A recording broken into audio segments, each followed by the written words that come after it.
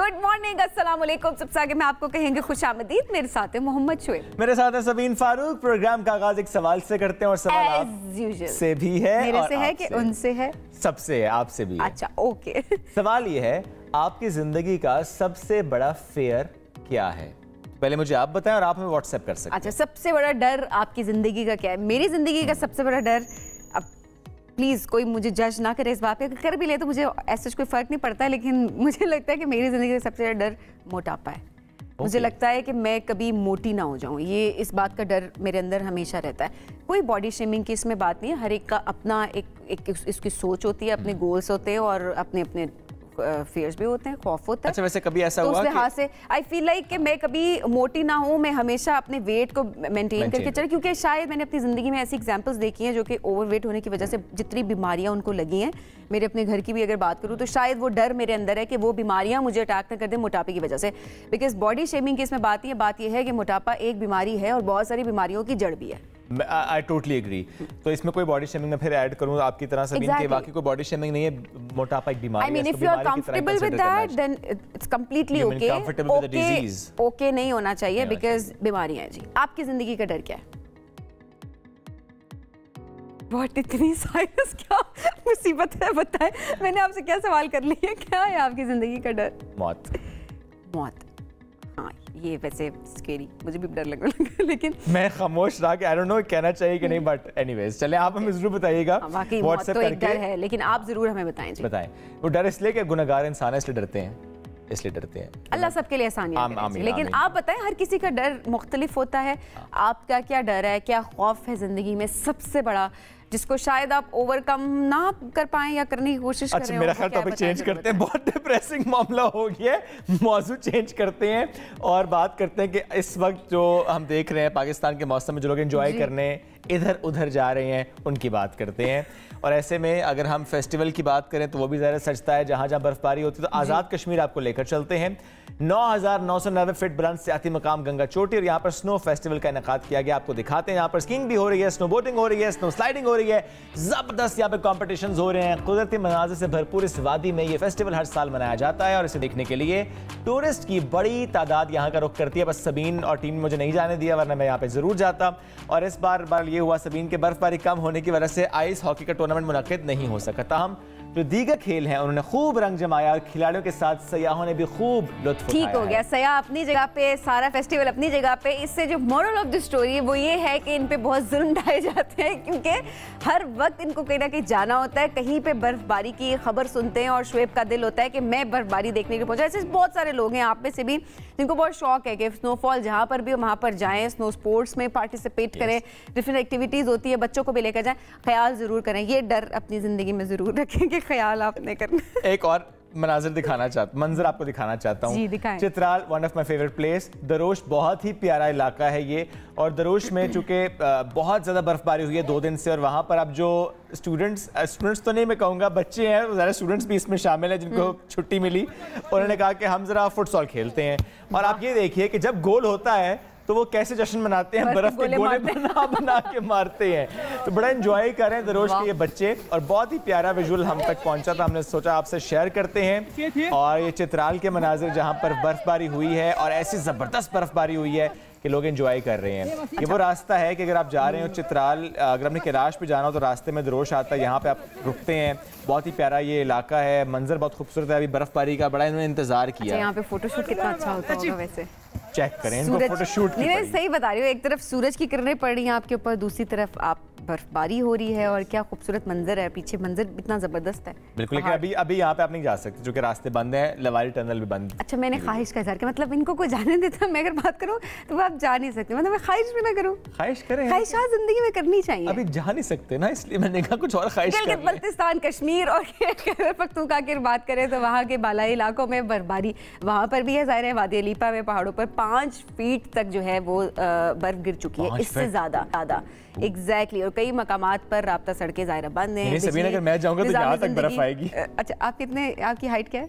निज़ाम ज़िंदगी दरम भरम हो चुका है और ज़ाहिर जहाँ पर इम्तिहानात होने थे, स्कूल भी ज़ाहिर बंद है उस तरीके से, तो वो भी मुलतवी कर दिए गए हैं। अच्छा, इसी तरह से ओवरऑल अगर हम देखें सवात कलाम की बात करें, मालम जब्बा की बात करें, तो वहाँ पर भी बर्फ़ के गाले गिरने लगे हैं। हर चीज़ बर्फ़ के गाले ना कहें, बर्फ के गोले गए, जितने बड़े बड़े गाले ना गोले गए। शांगला और चित्राल में भी हर तरफ बर्फ, जिस तरह आपने भी बताया। अभी हमें गिलगित और कश्मीर में जो सड़कें जो है वो खोलने का काम जारी है।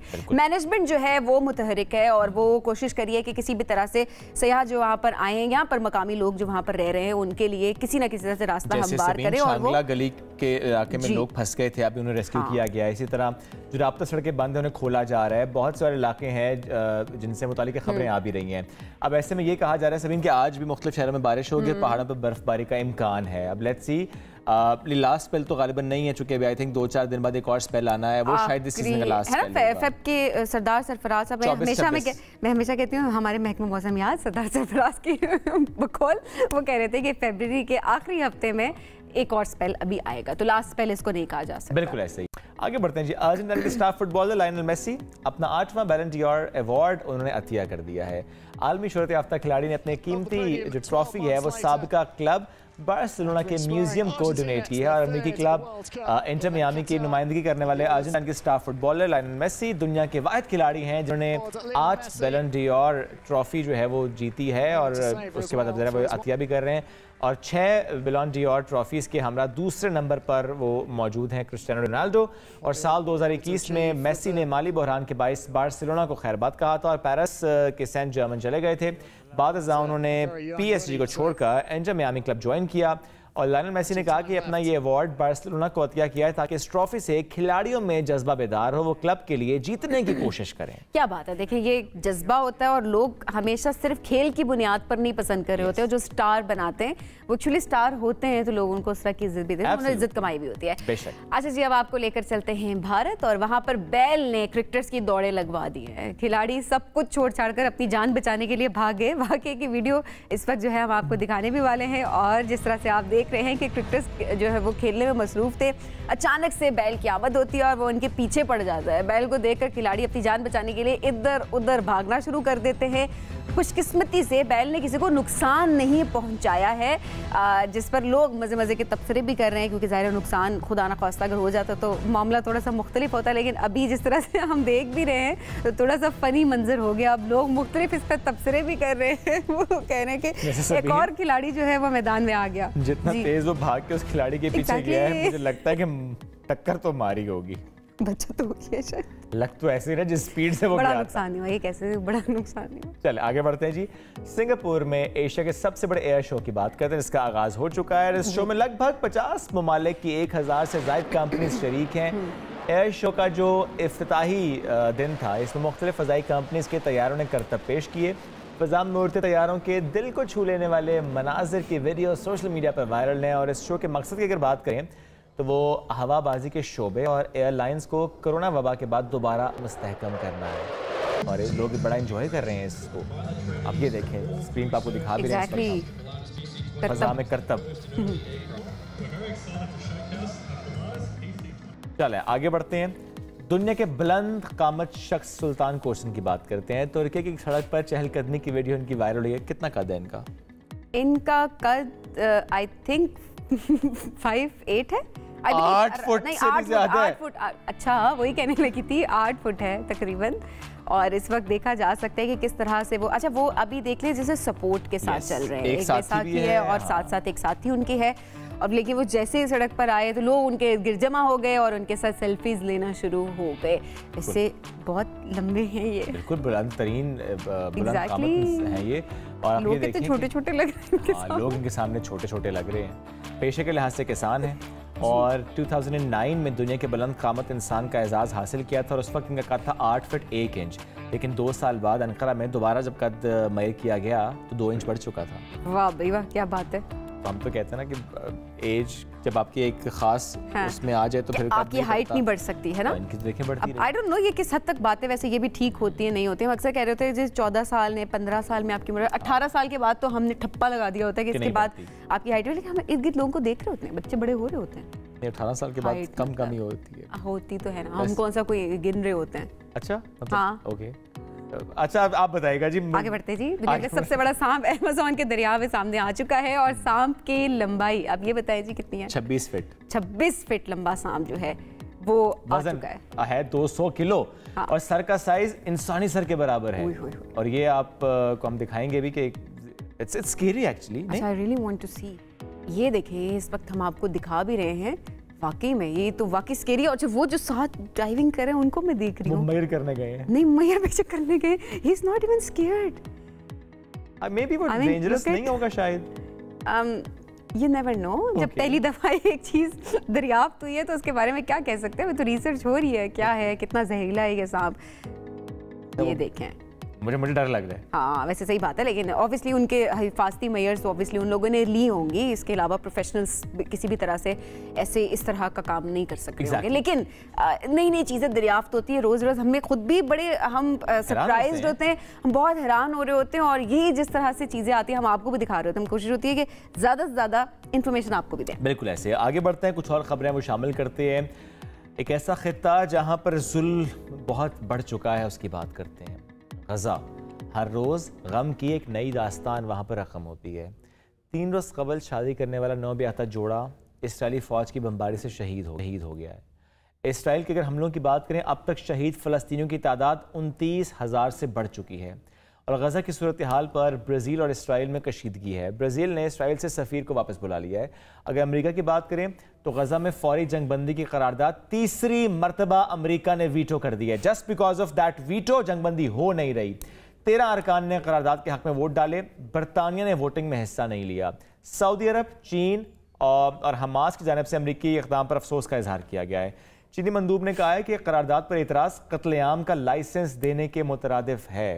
एट द सेम टाइम भले बरतानिया ने इस वोटिंग में हिस्सा नहीं लिया, लेकिन ये बहुत अहम बात है कि शहजादा विलियम ने गजा में जंगबंदी का मुतालबा लेकिन वोटिंग में हिस्सा लेना चाहिए था। अब देखिए जुबानी कलाम है ना, एग्जैक्टली ज़बानी कलामी सब बातें कर रहे हैं, कोई भी बात कर रहे हैं, लेकिन जब प्रैक्टिकली आपके इख्तियार में एक चीज़ है और आप अगर वो नहीं कर रहे, देन आपसे क्वेश्चन हो सकता है। इंसानियत के पर्सपेक्टिव से अगर देखा जाए तो आपसे सवाल हो सकता है कि आप मुतालबा तो कर रहे हैं, प्रिंस विलियम ने कर दिया, लेकिन आपने वोटिंग में हिस्सा क्यों नहीं लिया? जिस फोरम पे होना चाहिए उस फोरम पर जाकर वोटिंग में हिस्सा लेना बहुत अहम है। और शुएब, वो जो आप अभी एक न्यूली वेड कपल की बात कर रहे हैं, ऐसे लोग इतना पसंद कर रहे थे उनको, सोशल मीडिया पे उनकी पिक्चर्स जो थी वो आ रही थी, वीडियो सामने आ रही थी, और लोग इतना अभी एक सेलिब्रेशन फेज में थे कि लोग सेलिब्रेट कर रहे थे उसको। उस वक्त और 3 दिन के बाद जो है वो मातम का समा है। और इससे ये अंदाज़ा लगाया जा सकता है कि इसराइली कितनी सैडिस्ट कौम है कि दूसरों को गम में देख के उनको बहुत खुशी होती है कि आप टारगेट करते हैं।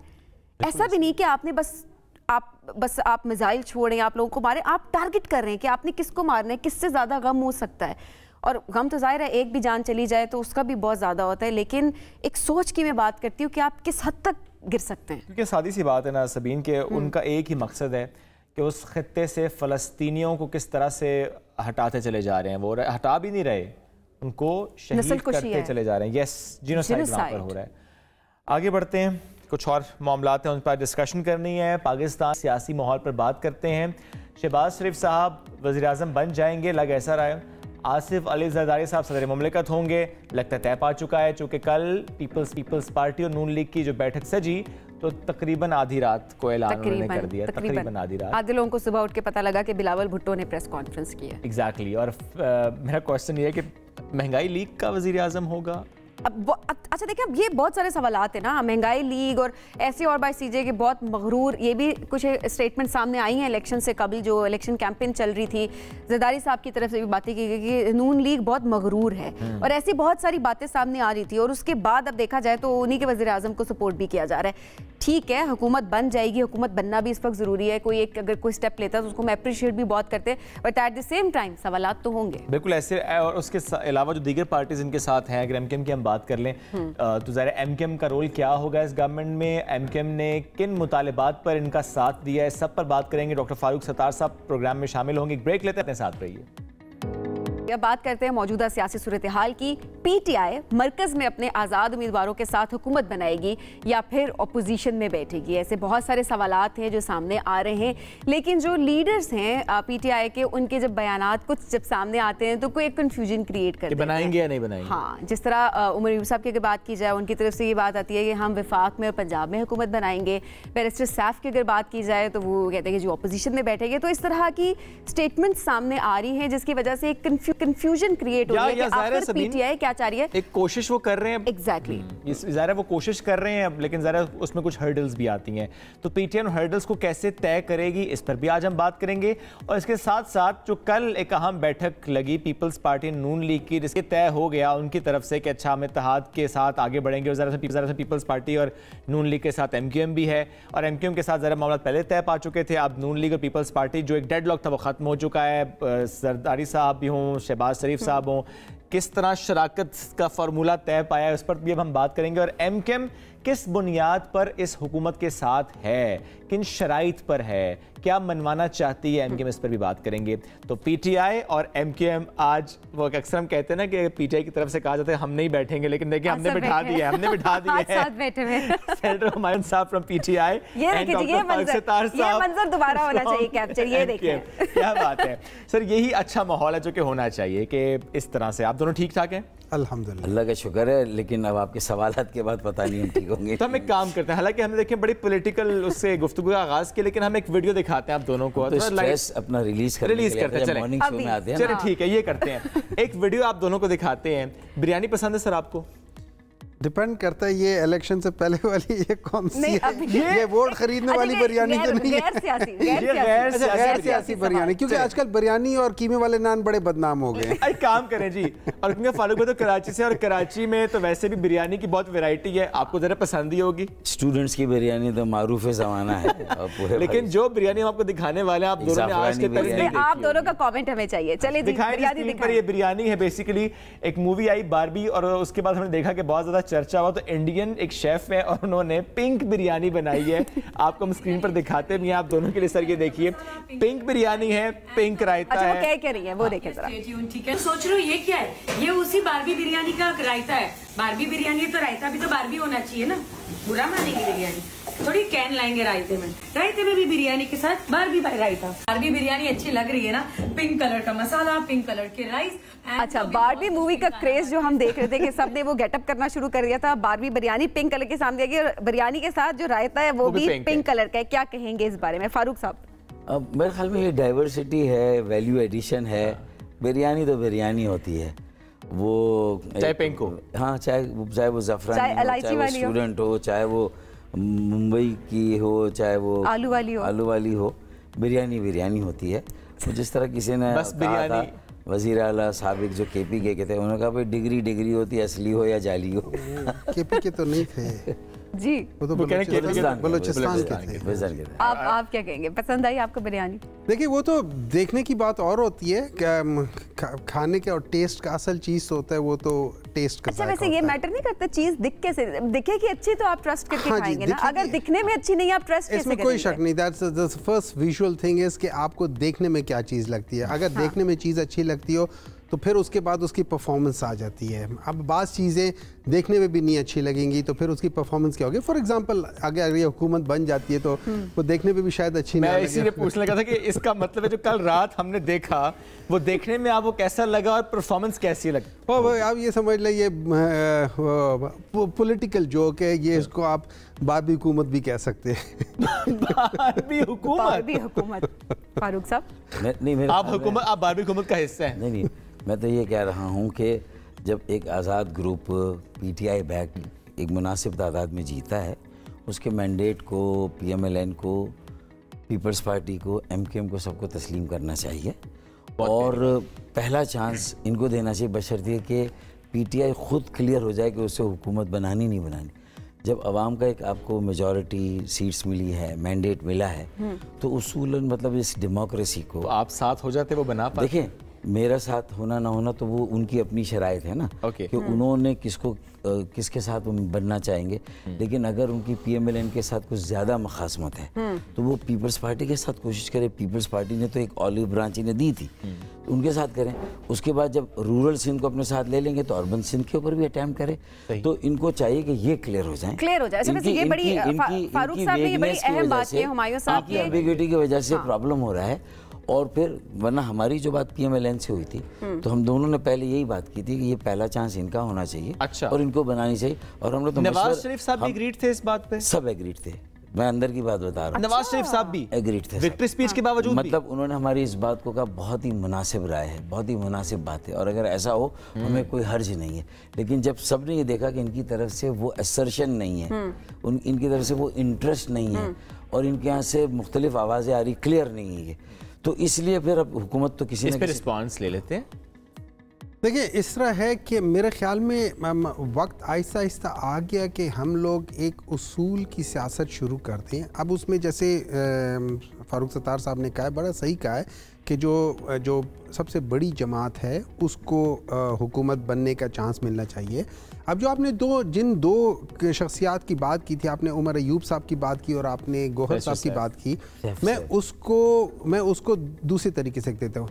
गौहर साहब ने रियल पॉलिटिक्स की बात की है। उन्होंने कहा कि ग्राउंड रियलिटी में एज ऑफ नाउ हम लोगों के 95-97 वो कैंडिडेट्स हैं, तो हम इंडिपेंडेंटली नहीं चला सकते। ठीक है। उमर अयूब साहब जो बात कर रहे हैं वो बात कर रहे हैं थोड़ी सी ऑप्टिमिज्म के साथ कर रहे हैं कि जो फॉर्म 45 के तहत जो फैसले आएंगे वो पाकिस्तान तहरीक इंसाफ के हक़ में आएंगे, क्योंकि 45 फॉर्म के लिहाज से और जितने भी कंटेस्टेंट्स हैं, 45 फॉर्म खाली PTI को या नून लीग को नहीं मिला था, वो हर एक को मिलता है। तो जब आप उन सब को निकाल के देखेंगे तो पाकिस्तान तहरीक इंसाफ डेफिनेटली हर जगह पे जीती है। कम अज़ कम मैं आपको आराम से बता दूं कि 55-60 सीट्स तो एडिशनल जीती है। तो उस बेसिस पे हम लोग इंडिपेंडेंटली चला सकते हैं। अब क्या हम चलाना चाहते हैं या नहीं चलाना चाहते? देखिए, इस तरह हो जाता है कि गवर्नमेंट बनाने में दो चीज़ें या गवर्नमेंट चलाने में दो चीज़ें इंपॉर्टेंट होती है। As much as government is important, opposition is important. Opposition जो होती है ना, it's like a wind beneath the wings, ठीक है ना। अगर आपकी अपोजिंग हवा नहीं है तो जो जब काइट आप उड़ाते हैं तो वो भी सही तरह ऊपर नहीं उड़ सकता, काइट तो उनकी है। हाँ, लेकिन उसके लिए आपको हवा की ज़रूरत है ना। लेकिन अगर आपकी डोर कमज़ोर है ना तो फिर उस हवा को आप सस्टेन नहीं कर पाएंगे। अगर आपको उड़ाने वाला सही नहीं है ना तो वो उस हवा की उसको मुखालफत को वो संभाल नहीं सकेगा। तो उसके लिए खाली पतंग नहीं, आपके पास डोर भी अच्छी होनी चाहिए, उड़ाने वाला भी अच्छा होना चाहिए। तीनों चीजें। और सर ये बड़ी इंपॉर्टेंट बात है। हाँ, और आपको सिर्फ ढील नहीं देनी होती है, आपको बाज़ दफ़ा कन्नी भी मारनी होती है, आपको सारी चीज़ें करनी होती है पतंग को उड़ाने के लिए, वरना चीज़ें हो जाती है। ठीक है ना? आपकी पतंग की डोर किसके हाथ में है? देखिए, मैं तो सिंपल ये कहूँगा कि भाई बहार हो, बसंत हो, मौसम का कोई रंग हो, चलेंगे उसके संग संग जिसका निशान पतंग हो। तो मैं तो यही कहूँगा। और डोर और चरखी और मांझा वगैरह ये मतलब MQM की ये खासियत है, हमेशा से हम देखते आ रहे हैं, जहाँ पावर वहाँ इंक्लाइंड। ऐसा ही होता है? ऐसा बिल्कुल नहीं है। अच्छा। मैं तो इसीलिए पहले आपकी भी एम्बिग्युइटी को क्लियर कर दिया। अच्छा। कि हमने तो जो पहली बात की PMLN से, जो हम गए थे नवाज शरीफ साहब से लाहौर में रायबंद मिलने जाती उम्र में, तो हमने उनको मशवरा दिया कि देखें मुनासिब भी है, मुल्क के हालात भी नहीं है, देखें एक ऐसी हुकूमत जो बन रही है जिसको एक लेगेसी, एक क्रेडिबिलिटी का सवाल है, वो भी अगर हॉन्ट करे और फिर उसके बाद एक इस तरह का आप मिल्क को लेके कहीं की मिट्टी कहीं का रोड़ा, एक बहुत सारी चीज़ों को मिला भी दें तो वो कितनी पायदार होगी। मेजॉरिटी पार्टी को, मेजॉरिटी ग्रुप को पहला हक होना चाहिए कि वो कोशिश करे, वो क्लियरिटी के साथ सामने आए और वो हुकूमत बनाए। ये आपने तो अगर ऐसा हो तो मैंने तो नहीं कहा मुझे जानना इनके साथ या किसी के साथ नहीं, ठीक है, लेकिन तो उनको भी मशवरा दिया। ये आपको मालूम है कि पायदार नहीं है हुकूमत। देखिए, मैं ये कह रहा हूँ कि अगर सवाल आया तो क्या होगा ना, मैं ये नहीं कह रहा कि अगर मेजॉरिटी को डिप्राइव आप करेंगे और उसे हुकूमत नहीं बनाने देंगे, आप ना बनाने दें, तो फिर आपकी पायदारी पर सवाल आएगा। हमारे साहब, अभी भी जो कोशिश जारी है PTI की वैसे गवर्नमेंट बनाने की, आपको लगता है किसी हद तक कामयाब हो जाएंगे? कोई ऐसी उम्मीद? देखिए, जो हमारा नज़रिया है उस लिहाज से तो मेरे लिहाज से कि हम लोग जो किसी और के साथ मिल के, जैसे आपने कहा नज़रिया अलग, फलाना अलग, जब आपके अंदर कॉमननेस ना हो तो फिर आप सिर्फ मफादात के लिए इकट्ठे बैठ सकते हैं, आप मकासद के लिए नहीं बैठ सकते हैं। I disagree. ठीक है, डिपेंड करता है आपका मकासद क्या है। मफादात भी आपके मकसद हो सकता है ना, कि भाई मुझे ये मिल जाए, मुझे वो मिल जाए। हमारा एक्चुअली वो जब बात चली थी पतंग से, तो हमारा जो MQM के साथ जो हमारा चला था ना, उसमें हमें वो बो काटा की आवाज़ आ गई थी। अच्छा। वो दरमियान में ना 3.5 साल बाद वो आवाज़ आई, हो बो काटा, और हमारी पतंग कट गई और वो चली गई किसी और के उसमें जाके, उन्होंने फिर उड़ानी शुरू कर दी। तो हम लोग अभी कोशिश ये कर रहे हैं कि हम इस तरीके के साथ आगे जाएं कि हमें किसी के ऊपर डिपेंडेंट ना हो। जो बैलेंस ऑफ पावर है ना, balance of power should stay with in the political power. It should not be transferred कि भाई कहीं और से डोर खींची जा रही है। ठीक है हुमायूं साहब, आपका पॉइंट ज़रा सामने आ चुका है कि आप लोग चाहते हैं कि आप अकेले ही हुकूमत बनाएं। अगर आप बना रहे हैं, पावर को आप डिवाइड डिस्ट्रीब्यूट नहीं करना चाह रहे। कॉम्प्रोमाइजेज आ जाते। लेकिन सवाल अभी भी ये है कि पीटीआई इस वक्त पीटीआई का स्टांस क्या, आखिर पीटीआई चाह क्या रही है? हुकूमत बनाएगी या नहीं बनाएगी, या ओपोजिशन में? मखसूस नशिस्तें कैसे? देखिए इस तरह है, अच्छा मखसूस नशिस्त की बात कर देता हूँ।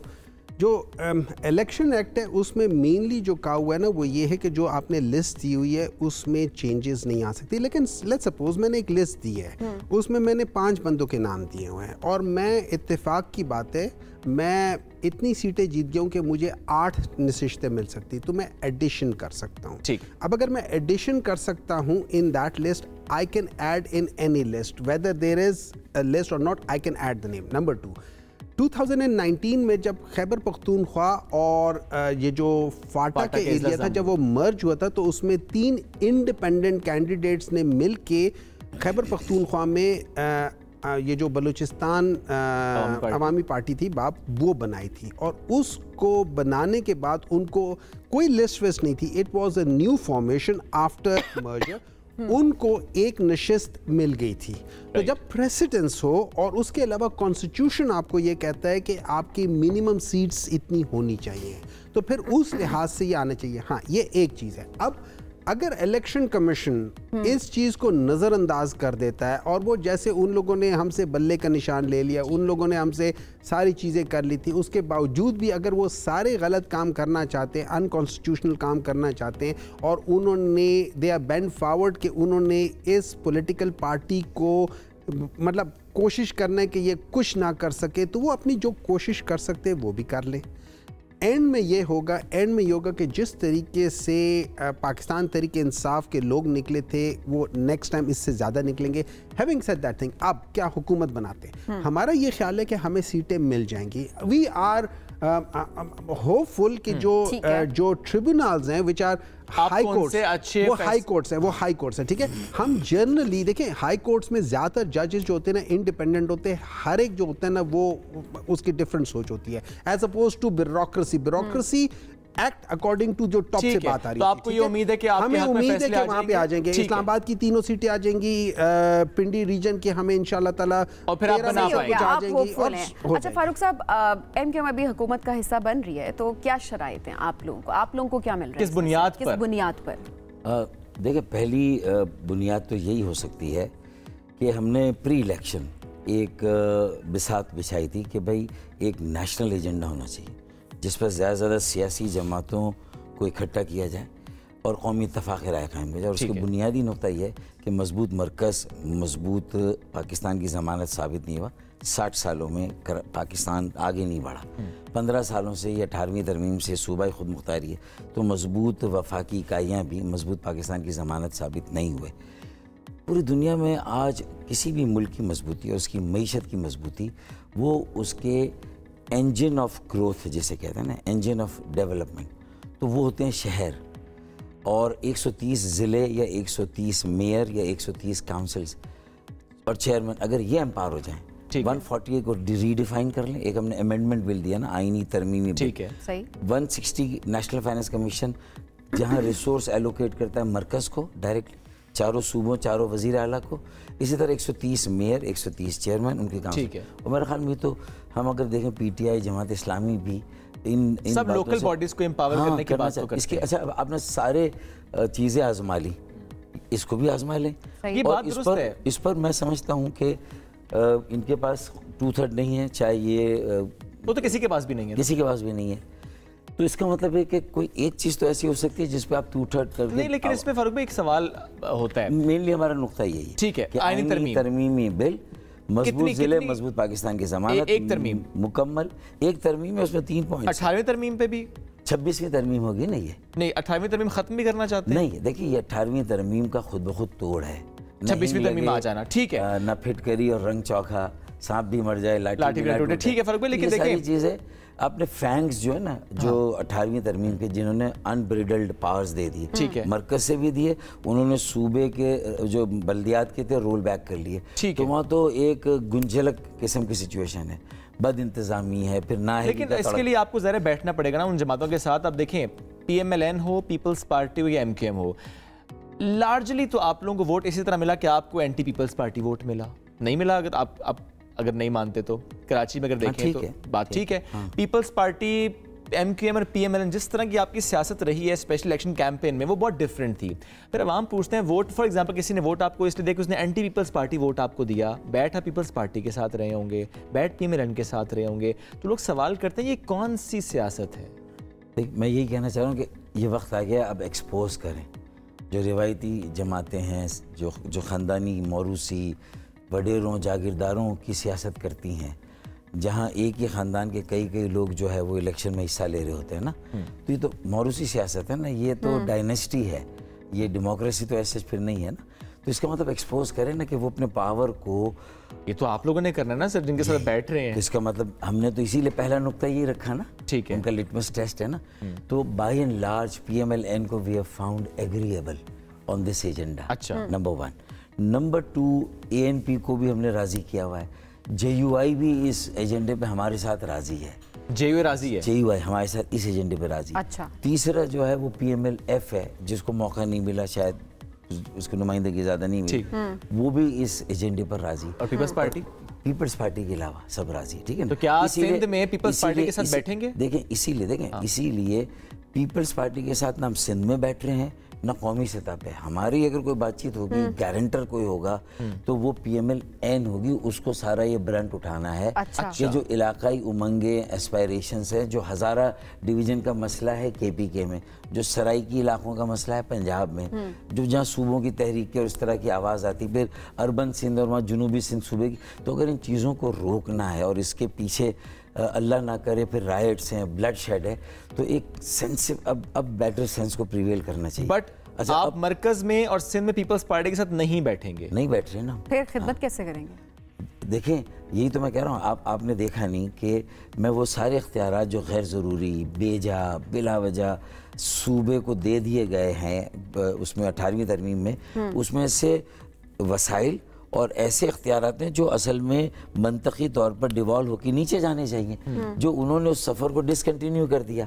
यानी मीठा मीठा हापअप, कड़वा कड़वा तू, यानी ऊपर से भी पावर ले लिए, यहाँ से भी रोल बैक।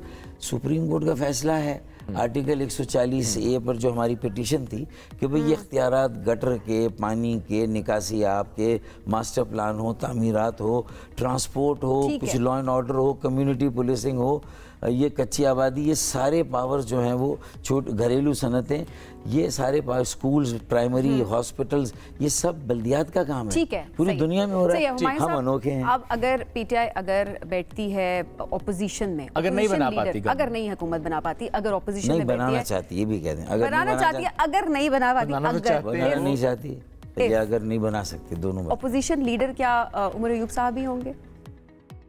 देखिए, आई डोंट नो कि उनमें से कौन होगा, ये तो एक कलेक्टिव डिसीजन होता है and it can be done any time. उसके लिए कोई वो चीज़ नहीं है, वट एवर इट इज़। देखिए, इसमें पाकिस्तान तहरीक इंसाफ में अब जैसे फ़ारूक साहब बता रहे थे कि ये जिस चीज़ के ख़िलाफ़ हैं वो है मौरूसी सियासत, और उस वजह से ये पीपल्स पार्टी के साथ नहीं बैठ रहे, लेकिन मौरूसी सियासत के ख़िलाफ़ ये PMLN के साथ बैठ रहे हैं, क्योंकि PMLN में कोई मौरूसी सियासत नहीं है। उसमें मरीम नवाज़ का जो है ना, नवाज़ शरीफ के साथ कोई ताल्लुक़ नहीं है। हमजा शहबाज के साथ और शहबाज शरीफ का आपस में कोई ताल्लुक़ नहीं है। वैसे भी शहबाज शरीफ साहब के वाले साहब गरीब थे और मियाँ नवाज शरीफ साहब के वाले वो थे ना, वो मालदार थे, तो उनका भी आपस में कोई ताल्लुक़ नहीं है। देखिए बात ये हो जाती है कि जब आप पाकिस्तान तहरीक इंसाफ में, it doesn't matter who is there, it's the ideology that governs के आपने किस तरफ जाना। ठीक है, आपकी डेस्टिनेशन आपको बताती है कि आपने उधर जाना है। हाँ, कभी कभार रास्ता आगे से अगर ब्लॉक हो तो आप थोड़ा सा डिटूर कर सकते हैं, but you do not compromise on the destination. ठीक है, you can compromise on the way, लेकिन भरपूर अपोजिशन हो सकती है पीटीआई की तरफ से। ऑपोजिशन भरपूर का दो चीजें होती हैं। एक होती है ऑपोजिशन बराए ऑपोजिशन, विच इज रॉन्ग, अगर कोई भी करती है कंस्ट्रक्टिव होनी चाहिए। एक चीज होती है कि आप उनको विद इन लिमिट्स में करके रखते हो। मैं टोटली फारूक सत्तार साहब से एग्री करता हूं कि जब आप डेवोल्यूशन की बात करते हैं, नहीं देखें आइडियोलॉजिकल है ना, जब आप डेवोल्यूशन की बात करते हैं, devolution doesn't stop at the level of provincial government, devolution goes down to the, और उनका काम है वो करना। ये बड़ी अच्छी बात है कि ये उनका काम ये है, होना चाहिए, ये चीज होना चाहिए। क्यों? उसकी एक वजह ये है, अगर फेडरल में लेट्स से 1 अरब रुपए है, जब वो प्रोविंसेस में जाके मुख्तलिफ जगहों पे 4 प्रोविंसेस में चले गए तो आप समझ ले कि 4 प्रोविंसेस में 25-25 करोड़ हो जाएंगे। लेकिन जब वो आगे डिवाइड हो जाएगा डिस्ट्रिक्ट लेवल पे तो वो 5-5 करोड़ हो जाएंगे, 2-2 करोड़ हो जाएंगे। अच्छा, 2-2 करोड़ जब आएगा ना, तो अब इस जगह पे अगर 5 करोड़ आता है, ठीक है, इस आपके पास आ जाता है, सबको पता है, तो अब यहां से उसकी चोरी होना बड़ा मुश्किल है। लेकिन अगर जो हेड पे चला जाता है ना, वो कितने आपको यहां पे भेजता है, यू वुडंट नो दैट। ठीक है, मैं बस 10 सेकंड से एक छोटा सवाल आपसे करना चाहता हूं। अली जैदी साहब, इमरान इस्माइल साहब, वापसी मुमकिन है पीटीआई में? देखिए, जो मैंने सुना है इमरान खान की बात थी, और I agree with that, although Imran Ismail is a lovely friend of mine, ठीक है, मैं ये समझता हूं उन्होंने कहा है कि जो कोई पॉलिटिकल पार्टी ज्वाइन कर गए थे, ठीक है, उनके लिए मैं नामुमकिन तो नहीं, उन्होंने नामुमकिन कहा हुआ है, लेकिन you know it will be difficult, it will be difficult, it will take time. कितनी वजारतें एमकेएम को मिल रही हैं? देखिए, वजारतों से ज्यादा ये कि देखिए नैरेटिव क्या है, टाइम्स आर वेरी चैलेंजिंग। कोई आसानी, ये कांटों की सेज है, ये कोई फूलों की सेज नहीं।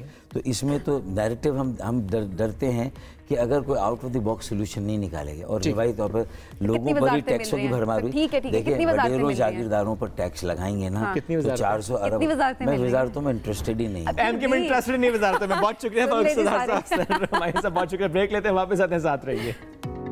मदर लैंग्वेज, इसकी बात करते हैं। आज दुनिया भर में मादरी ज़बान का दिन मनाया जा रहा है। इसका मकसद है लिंग्विस्टिक एंड कल्चरल डाइवर्सिटी, यानी ज़बान और सकाफती तनव्वु के बारे में आगाही को फ़रोग़ देना, और जो इलाकाई ज़बानें हैं उनकी अहमियत को उजागर करना। मादरी ज़बान इंसान की ज़िंदगी, उसकी शख्सियत साजी में बुनियादी अहमियत रखती है, क्योंकि उसके ज़रिए बचपन में सीखने के अमल का आगाज़ होता है। और इस हवाले से बहुत सी बात ये भी की जाती है कि स्पेशली अगर स्कूल की बात करें तो उसमें अगर मादरी ज़बान में पढ़ाया जाए तो बच्चे ज़्यादा सीखते हैं। क्या वाकई ऐसा मामला आज के दौर में भी है, या कि अब दौर बदल चुका है? कितनी अहम है मादरी ज़बान, इस पर बात करना, इसके फ़रोग़ की बात करना, चूँकि हम ये भी देखते हैं कि बहुत सी ज़बानें इसलिए मादूम हो जाती हैं चूँकि उनका इस्तेमाल नहीं किया जाता। तो आज इसी मुनासिबत से हम गुफ्तगू करेंगे। हमें प्रोग्राम में ज्वाइन किया एजुकेशनिस्ट है फैसल दुरानी साहब। अस्सलाम वालेकुम जी, कैसे हैं आप? वालेकुम अस्सलाम जी, बहुत शुक्रिया। मादरी ज़बान का दिन मनाना कितना इम्पोर्टेंट है? देखें जी, ये दुनिया जो है ये 7000 से ज़ायद ज़बानों पर मुश्तमिल एक ख़ित्ता है, जिसमें हर ज़बान की अपनी खूबसूरती है, और हर ज़बान अपने लिहाज से अपने कल्चर को, अपनी डाइवर्सिटी को, अपनी खूबसूरती, अपने लिटरेचर और आर्ट्स को बयान करने पर कुदरत रखती है। पाकिस्तान चूँकि 25 करोड़ की आबादी का एक बड़ा मुल्क है, इस लिहाज से यहाँ पर जो बड़ी ज़बानें बोली जाती हैं उनकी तादाद 70 से ज़्यादा है। ओके, ठीक है, जिनमें से कुछ ऑफिशियल लैंग्वेजेस हैं जो 4 के करीब हैं, और बाकी फिर इलाकाई ज़बानें आ जाती हैं। हर ज़बान अपना एक कल्चर, अपना एक माहौल, अपनी खूबसूरती अपने अंदर समेटे हुए है, और कहा यह जाता है कि कोई भी कल्चर उसकी ज़बान की खूबसूरती से एक्सेस किया जा सकता है। उसमें लिटरेचर कितना है, उसमें डाइवर्सिटी कितनी है, उसमें गीत कैसे लिखे जाते हैं, उसमें आपके ज़बान बयान और आपकी सोच के मकासद को कैसे बयान किया जाता है। इस लिहाज से देखा जाए तो माँ बोली मदर लैंग्वेज, इसकी खूबसूरती और इसकी ज़रूरत हमेशा से मौजूद है, क्योंकि जो माँ बोली की एक उसका वज़न है उसको आप सारी ज़िंदगी कैरी करते हैं अपने साथ, और जो सुकून इसके साथ चलता है और ज़ाहिर आपकी एक आइडेंटिटी भी होती है कि आप कहाँ से हैं, आपके रूट्स हैं, सबके बारे में पता चलता है। लेकिन आजकल तो हम सिनेरियो बिल्कुल मुख्तलिफ देख रहे हैं। आजकल यही होता है कि माँ बाप की कोशिश ये होती है कि बच्चा अभी कुछ दिन का होता है उसके साथ इंग्लिश में कम्युनिकेट करना शुरू करते थे, अपनी ज़ुबान। मतलब अक्सर हम जैसे किसी भी, आप पंजाबी हैं, आप सिंधी हैं, कोई भी हैं, तो आपकी इलाकाई जो आपकी मदर लैंग्वेज वो आपको उस तरह से सिखाई नहीं जा रही होती, अंग्रेज़ी पे ज़्यादा फोकस किया जा रहा है। जी, गुजारिश ये है कि कुछ ज़बानें कल्चर्स की तरह से गालिब हैं और कुछ ज़बानें कल्चर्स की तरह से ही मगलूब हैं, और हमारा डायलेमा ये है कि हम लोग एक मगलूब कल्चर के रहने वाले हैं और हम पर जो गालिब कल्चर है वो वेस्ट का है, और इसकी छाप इतनी गहरी है कि हम अपने बच्चे को अपनी मादरी ज़बान की बजाय या अपनी कौमी ज़बान की बजाय कोशिश करते हैं कि ये फ़ॉरेन लैंग्वेज में ज़्यादा से ज़्यादा एक्सेल कर सके। बल्कि आजकल तो ये कल्चर ये भी ज़्यादा आम हो रहा है कि लोग अपने बच्चों को फ्यूचरिस्टिक अपने कंसर्न्स को मद्देनज़र रखते हुए कोशिश करते हैं कि ये चाइनीज़ ज़्यादा सीखें, ये फ्रेंच सीखें, ये पोर्चुगीज़ सीखें, जर्मन सीखें। तो ये मगलूब कल्चर्स के अंदर ये मामला ज़्यादा सराइत और यही वजह है चूँकि मगलूब कल्चर है, इसीलिए हम अपने स्कूलों में स्पेशली ये देखते हैं कि बच्चे इवन अगर उर्दू में भी बात करें तो पनिशमेंट मिल रही होती है। बहुत स्कूलों से ऐसी खबरें आती भी हैं। हालांकि ये तो एक ऐसा मामला है कि अब आपको एक्सेप्टेंस होनी चाहिए, जो मर्जी ज़बान हो, कम्युनिकेट करना है। Language is a way to communicate. जी बिल्कुल, आपने उर्दू का जिक्र किया, मैं इससे एक कदम आगे चलूँगा। हमारे माशरे में पंजाबी, जो कि 50% से ज़्यादा लोगों की माँ बोली है, उसको बोलना भी मायूब समझा जाता है। वो कहते हैं जी, कोई पंजाबी बोले कहते हैं पेंडू, तो आगे से फिर जवाब आता है पेंड से हैं तो पेंडू कह लो, क्या मसला है। बिल्कुल, देखें ना, एक माशरे का आप मामला यहाँ से जज कर सकते हैं कि जहाँ 50% से ज़्यादा लोगों की मादरी ज़बान, उसको जनाब एक मगलूब सूरत इख्तियार कर दी गई है और उसे बिल्कुल पस पुश डाल दिया गया है। और गलबा किस ज़बान का है? वो ज़बान जो हम तक अभी तक सही तरह पहुँच नहीं सकी। हमें इस ज़बान में कम्युनिकेट करने के लिए स्पेशल डिग्री की ज़रूरत है। हमें इस ज़बान में, हमें किसी और मुल्क में जाने के लिए अगर वीज़ा चाहिए हो तो हमारी लैंग्वेज पर कोई फोकस या उस पर एतमाद नहीं करता, हमें उसके लिए मुख्तलिफ टेस्ट पास करने पड़ते हैं। और तारीख़ इस बात पर गवाह है कि कोई भी कौम उस वक्त तक तरक्की नहीं कर सकी जब तक उसने बुनियादी उलूम को अपनी मादरी ज़बान में नहीं सीखा। China is one big example. China is example. आप अगर तारीख़ के झरोकों में जाएँ तो आपको एहसास होगा कि बहुत हद तक बरतानिया के अंदर लैटिन और फ्रेंच सीखना लाजमी थी, क्योंकि इंग्लिश जो है लैटिन और फ्रेंच से इन्फ्लुएंस होकर बनी है। इसी तरह हमारे यहाँ जो पंजाबी है गुरमुखी का एक डायलेक्ट है। उर्दू जो है ये लश्करी ज़बान है, इसने बेसिक कम्युनिकेशन और बिज़नेस पर्पज़ को सर्व करने के लिए एक वजूद इख्तियार किया। बल्कि मैं एक जगह पढ़ रहा था तो पंजाबी के हवाले से लिखा है कि जब जेफरी चौसर, जो अंग्रेज़ी के पहले शायर तस्वुर किए जाते हैं, उनका वो वकू पजीर हुए, तो हमारे यहाँ बाबा फरीद उससे 200 साल कबल मौजूद थे और अपने जो मलफूजात हैं और अपनी जो शायरी है उससे हमारे कुलूब वज़ान को रोशन कर रहे थे। अगर हम हल की बात करें, हल क्या हो सकता है, कहाँ से शुरू किया जाए? ज़ाहिर है एक तो ये पॉइंट है कि घर से आप शुरुआत कर सकते हैं कि अपने बच्चों को इतना कॉन्फिडेंस दें और अपनी ज़ुबान पर इतना आप फ़ख्र महसूस करें कि बच्चे उसको अपनाते हुए किसी भी तरह की आर महसूस ना करें। लेकिन जब वो फिर घर से बाहर निकलेंगे, स्कूल, उसके बाद ऑफिसेज, आपके universities, then offices and then आप फॉरेन डिग्री, तो किस तरह से शुरू किया जाए कि अपनी ज़ुबान में आर महसूस ना और हमारी ज़ुबानें ज़िंदा रहें? देखिए जी, एवोल्यूशन का प्रोसेस, जो तनव्वु का प्रोसेस है या एवोल्यूशन प्रोसेस है, ये बहुत स्लो होता है। ना ये गलबा बहुत आसानी से हुआ है, ना इस गलबे से छुटकारा बहुत आसानी से मिल सकेगा। हमें 3 सदियाँ लगी ख़ुद को ग़ुलाम बनाने में, हमें कुछ वक्त लगेगा ख़ुद को आज़ाद करने में, और इसमें बुनियादी किरदार असातिज़ा का है।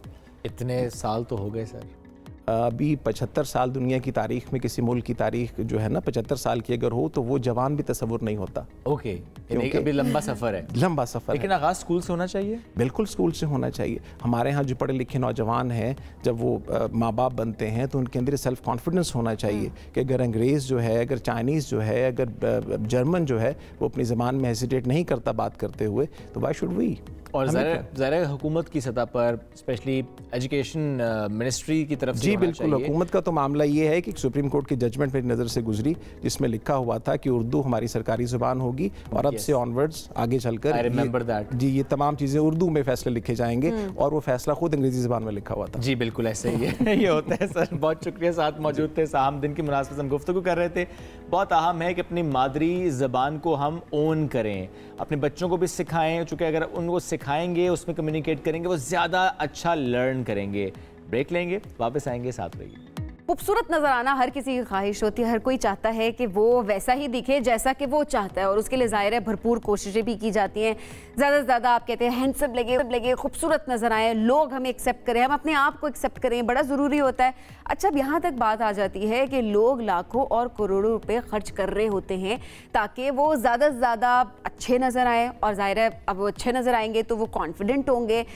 आजकल ये ट्रेंड जो है वो हम देख रहे होते हैं मिडिल क्लास तबके में भी ज़्यादा परवान चढ़ा है। इससे पहले क्योंकि हम देखते थे शुएब के अपर क्लास है, चलो इसके पास पैसे हैं, वो ये कर रहा है। अब हम मिडिल क्लास की अगर बात करें तो वो सालों पैसे जमा कर रहे होते हैं, महीने लगा रहे होते हैं कि किसी तरह से उनके पास वो अमाउंट इकट्ठी हो जाए जिससे वो दस्तयाब जितनी भी सर्विसेज होती हैं वो ले सकें। अब इसमें प्लास्टिक सर्जरी भी है और डिफरेंट और प्रोसीजर्स भी होते हैं, लेकिन एक सवाल ये होता है कि आखिर इसकी ज़रूरत क्या है। लोग इसको क्रिटिसाइज़ भी कर रहे होते हैं कि जैसे हम हैं हम अपने आप को वैसा एक्सेप्ट क्यों नहीं कर पा रहे होते। अब ये दो तरह के थॉट्स हैं जो हमने आपसे शेयर किए। एक वो जो लोग कहते हैं कि इट्स एब्सोल्युटली फाइन, जैसा आप चाहते हैं आप वैसा लगे, जो ट्रीटमेंट्स आप करवाना चाहते हैं आप लगाएं, हर किसी की मर्जी है।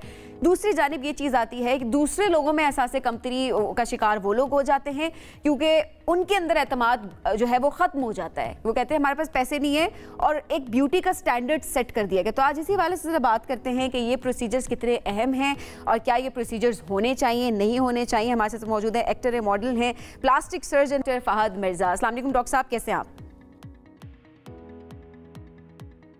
अस्सलाम वालेकुम, आई एम वेरी वेल। आप बताएं आप कैसी हैं? अल्हम्दुलिल्लाह बहुत अच्छे हैं। डॉक्टर साहब, ये कितना इम्पॉर्टेंट है इस वक्त इसको ये समझना कि जैसे हम हर बीमारी का इलाज कराते हैं, डॉक्टर के पास जाते हैं, अब ऐसे में मैं खूबसूरती का लफ्ज़ तो बिल्कुल इस्तेमाल नहीं करूँगा। मैं यहाँ पे ये ज़रूर कहूँगा कि अच्छा अगर मोटापा है, चर्बी की ऐसी लेयर है जो कि किसी तरह से नहीं जा रही, ना डाइट से जा रही है ना एक्सरसाइज से जा रही है, कोई और उस पर समझ नहीं आता कि क्या करें। और ऐसे में अगर आपके पास जाएं या आप जो जितने भी और डॉक्टर्स पाकिस्तान में अवेलेबल हैं जो प्रोसीजर्स कर रहे हैं कि फिर वो उसको थोड़ा बेहतर करते हैं, वो जो चर्बी की लेयर है वो निकालते हैं, बॉडी कंट्रोलिंग का भी आजकल बड़ा एक चर्चा है, ये कितना इंपॉर्टेंट हो गया इस वक्त और कितने ज़्यादा लोग इसकी तरफ आ रहे हैं?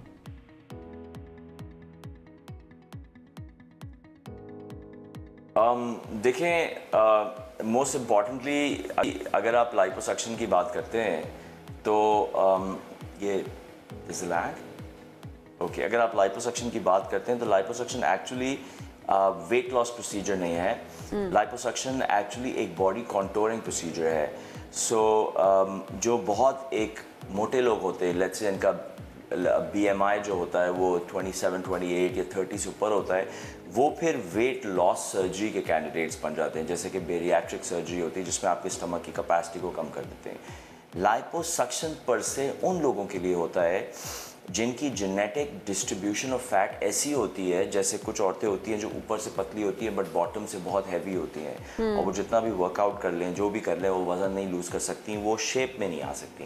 तो लाइपोसक्शन उन जैसे लोगों के लिए है कि जो बहुत मोटे नहीं हैं लेकिन बिकॉज जितनी बॉडी के प्रोपोर्शन ठीक नहीं है, जेनेटिकली उनका शेप बहुत रेजिस्टेंट है, तो लाइपोसक्शन उन बॉडी के प्रोपोर्शंस ठीक नहीं है, तो लाइपोसक्शन उनके लिए है। जो बहुत मोटे लोग हैं उनके लिए वेट लॉस सर्जरी होती है, चाहे वो बेरियाट्रिक सर्जरी कराएं, चाहे वो नॉन सर्जिकल मीन्स इस्तेमाल करें। कुछ इंजेक्शंस होते हैं वेट लॉस के और ट्रीटमेंट्स काफ़ी एक्सेप्टेबल हो गई हैं और काफ़ी हेल्पफुल भी होती हैं। बट मैं लोगों को ये समझाता हूँ वेट लॉस के लिए, this what I tell people, के लोग ये समझते हैं कि जो मोटा इंसान है वो अपनी बॉडी के बारे में केयर नहीं करता, जो मोटा इंसान है उसमें कोई सेल्फ डिसिप्लिन नहीं है और उसमें ईटिंग हैबिट्स उसकी बुरी हैं तो उसमें कुछ मसला है। That's not true actually. जो मोटा इंसान है वो मोटा है ही इसलिए उसका मेटाबॉलिज्म बहुत स्लो है। जैसे आपने देखा है कुछ लोग हैं जो पूरा बकरा खा जाते हैं, उनको कुछ चढ़ता नहीं है।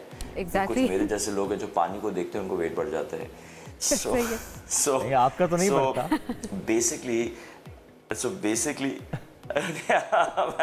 24 घंटे में मैं एक दफ़ा खाता हूँ, फिर भी इतनी मुश्किल से कंट्रोल होता है। But what I am saying is that कि जिन लोगों का मेटाबॉलिज्म उनको सपोर्ट नहीं करता, वो लोग बहुत जल्दी वेट गेन कर लेते हैं, ओके।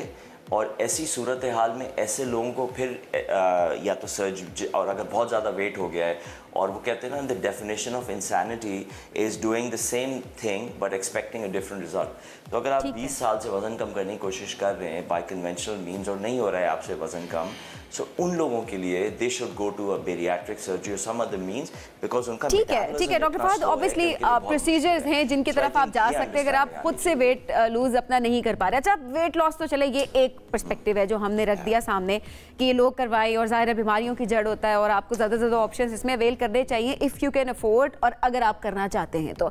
अच्छा, अब जाहिर है इसमें प्लास्टिक सर्जरीज़ की अगर बात करें कि नोज़ की सर्जरीज़ भी लोग करवा रहे होते हैं, अक्सर लोग होता है अपने फेस की शेप भी चेंज करवा रहे होते हैं, लोग इसको क्रिटिसाइज़ भी कर रहे होते हैं, लोग कहते हैं कि इसकी ज़रूरत क्या है आपको, जैसे आप हैं वैसे आप हैं, इससे क्या आप ब्यूटी के स्टैंडर्ड सेट कर देते हैं और ज़ाहिर है बाकी लोग वो ऐसा से कमतरी का शिकार हो रहे होते हैं। तो इस पर्सपेक्टिव पे आप क्या कहेंगे?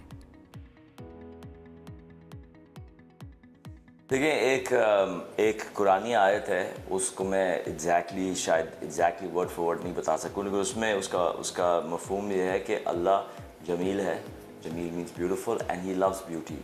सो यू हैव टू अंडरस्टैंड कि ब्यूटी एक बहुत गहरी इंसान की इंस्टिंक्ट है, जिस तरह खाना इंस्टिंक्ट है, सोना इंस्टिंक्ट है, सेक्स इंस्टिंक्ट है, उसी तरह ब्यूटीफुल लगना भी एक इंसान की बड़ी गहरी इंस्टिंक्ट है। और जिस दिन आप ब्यूटीफुल लगते हैं उस दिन आपका एक कॉन्फिडेंस ही और होता है। जैसे कि मैं आपको अपनी पर्सनल एग्जांपल दूँ, जिस दिन लगता है मुझे कि मैं अच्छा लग रहा हूँ, मैं तो अवार्ड फंक्शंस में जीन्स और टी शर्ट में चला जाता हूँ। सो यू नो, जिस दिन you feel beautiful, it translates into everything in your life. आपके काम में आप कॉन्फिडेंट हो जाते हैं, अपने सोशल इंटरेक्शंस में आप कॉन्फिडेंट हो जाते हैं, अपने इंटरपर्सनल रिलेशनशिप्स में आप कॉन्फिडेंट हो जाते हैं, और आपका एक सेंस ऑफ वेल बीइंग बढ़ जाता है। बात ब्यूटी क्या है, आप कैसे डिफाइन करेंगे खूबसूरती को? पॉजिटिव हो जाती हैं। खूबसूरती को आप कैसे डिफाइन करेंगे? देखिए, खूबसूरती वो चीज़ है जिसको देख के मज़ा आ रहा हो। तो अगर आपको अपने आप को देख के मज़ा आ रहा है तो आप खूबसूरत लग रहे हैं, बॉटम लाइन। आई मीन, जिसकी तरह आप इसको बोलें, if you are enjoying looking at yourself, then you are beautiful. खुद खुश होना बहुत ज़रूरी है। अगर आप अपने आप को देख के एंजॉय करें, तो मैं आपको लिख के दे रहा हूँ, दुनिया, अगर आप अपने आप को देख के एंजॉय कर रहे हैं ना, तो फिर दुनिया भी आपको देख के एंजॉय करेगी। और अगर आप चाहे जितने भी हसीन हो और आप अपने आप को देख के एंजॉय नहीं कर रहे हैं, और अगर आप अपनी ब्यूटी देख ही नहीं पा रहे हैं, तो बिल्कुल ब्यूटी नहीं देख पाएगी। अच्छा फहद, इससे पहले जो हम इंसान खुश हो, ये बहुत अच्छा है कि आप अंदर से खुश होंगे तो आपके चेहरे पर भी आएगा। जी जी जी, हाँ, उसके अलावा तो हो ही नहीं सकता ना, वो तो नंबर 1 है। अगर आप रूमी कहता है कि you are twice as beautiful as you can ever imagine yourself to be. So basically सच तो ये है कि हम इतने हसीन हैं जितना हम अपने आप को इमेजिन भी नहीं कर सकते। लेकिन मसला ये कि हम अपने आप को ऑब्जेक्टिवली नहीं देखते, हम अपने आप को इमोशनली देखते हैं। तो हम जितने भी अच्छे लग रहे होते हैं, हमें लगता है नहीं हम अच्छे नहीं लग रहे। फॉर एग्जाम्पल, मैं अपनी एग्जाम्पल देता हूँ कि आई एम श्योर सबके साथ भी यही होता होगा। जब मैं अपनी कोई तस्वीर खींचता हूँ और मैं तस्वीर देखता हूँ, मैं कहता हूँ यार इतनी बुरी लग रही है, इसको तो नहीं लगाते, हटाओ इसको। और जब 6 महीने बाद वो तस्वीर देखता हूँ, मैं कहता हूँ माय गॉड, मैं इतना अच्छा लग रहा था यार, अब मैं अच्छा नहीं लग रहा। तो ये सबके साथ होता है। हर 6 महीने बाद ये पुरानी तस्वीर निकाल ली, माय गॉड मैं इतना अच्छा लगता था, अब अच्छा नहीं लग रहा।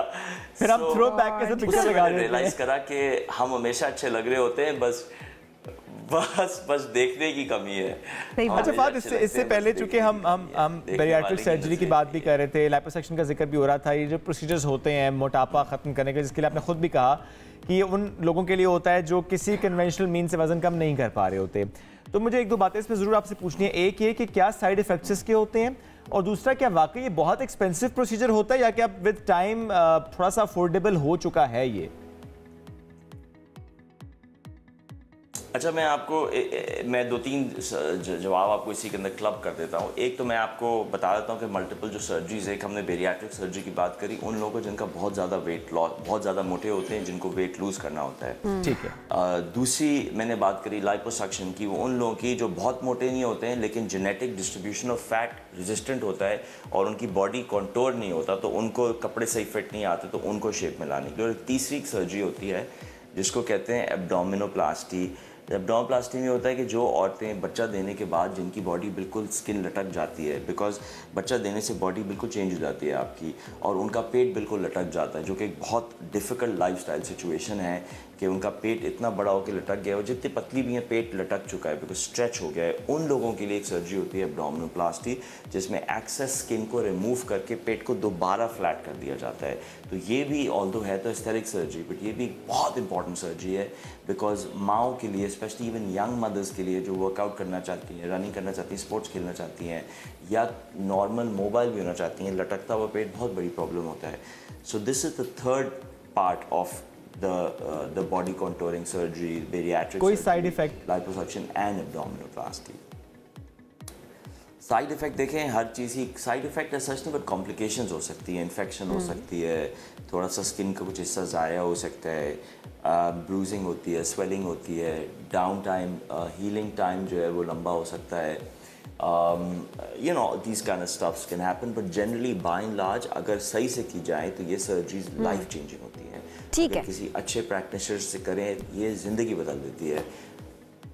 अच्छा डॉक्टर फहद, अब ज़ाहिर है स्किन टाइटनिंग के लिए भी लोग आपके पास आते होंगे, स्किन वाइटनिंग के लिए भी आते होंगे, इसका रुझान कितना है अब और ये कितना ज़रूरी है? क्या ये भी एक्सपेंसिव प्रोसीजर से, इनके साइड इफ़ेक्ट्स, इस हवाले से आप क्या बताएंगे? और पाकिस्तान में स्पेशली मैं पूछना चाहूँगी कि अब कितना रुझान बढ़ रहा है इसका? देखिए नंबर वन, स्किन वाइटनिंग के जो इंजेक्शंस होते हैं वो तो अब मैं नहीं लगाता बिकॉज वो काम नहीं करते। हमने करके देखा, बहुत एक्सपेरिमेंट की, डिफरेंट ब्रांड्स से एक्सपेरिमेंट की, but they don't actually work. वो सच रंग गोरा गोरा नहीं करते हैं, वो स्किन क्वालिटी बेहतर करते हैं, स्किन टोन को इम्प्रूव करते हैं और कुछ हद तक टोन को बेहतर कर देते हैं, बट वो जब तक इंजेक्शन आप लगाते रहेंगे तब तक इफेक्ट आएगा, जब छोड़ देंगे तो चला जाएगा।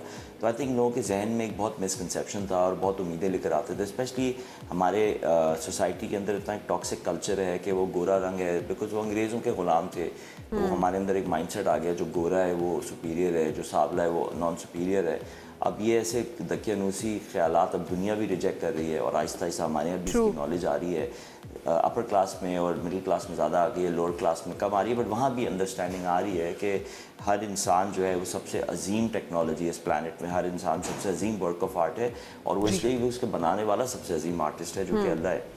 तो आहिस्ता आहिस्ता लोगों को ये समझ आने लगी है बात, अल्हम्दुलिल्लाह सोशल मीडिया से भी बड़ा लोगों को ये अच्छे आइडिया स्प्रेड हो रहे थे रैपिडली। तो वाइटनिंग इंजेक्शन का और ये वाइटनिंग का रुझान अब मेरे हिसाब से लोअर क्लास में शायद रह गया है, बाकी जो और स्किन टाइटनिंग किस एज में करवानी या वो कितनी ज़रूरी है? कम हो रहा है एज अपोज स्किन टाइटनिंग। तो you have to understand that skin के रंग ब्यूटी नहीं है, स्किन का जो टोन है, स्किन का जो टेक्सचर है, दैट इज़ ब्यूटी। कि आपकी स्किन जो है वो लाइट को कितनी ट्रांसमिट करती है। अगर आपकी स्किन टाइट है और सही जगह पे वॉल्यूम है और जहाँ पे वॉल्यूम नहीं होना चाहिए वहाँ वॉल्यूम नहीं है, तो लाइट का फ्लो एक बड़ा ज़बरदस्त आपकी स्किन पे होता है। और हम आपको देखते कैसे हैं? हम आपको देखते ही लाइट से। The way you are seeing me is because light is reflecting off my face and coming on to you. So perception of beauty, beauty को देखना रोशनी और शैडोज़ का खेल है सारा। सो एक खूबसूरत स्किन पे रोशनी फ्लो करती है, the light should just flow of a beautiful skin. So, ये सारे प्रोसीजर्स जो होते हैं ना, रंग इज नॉट इम्पोर्टेंट, वो सही है, फिर अकॉर्डिंगली किए जाते हैं और ऑब्वियसली आपकी अपनी मर्जी, आप करवाना चाहते हैं नहीं करवाना चाहते, it's completely up to you.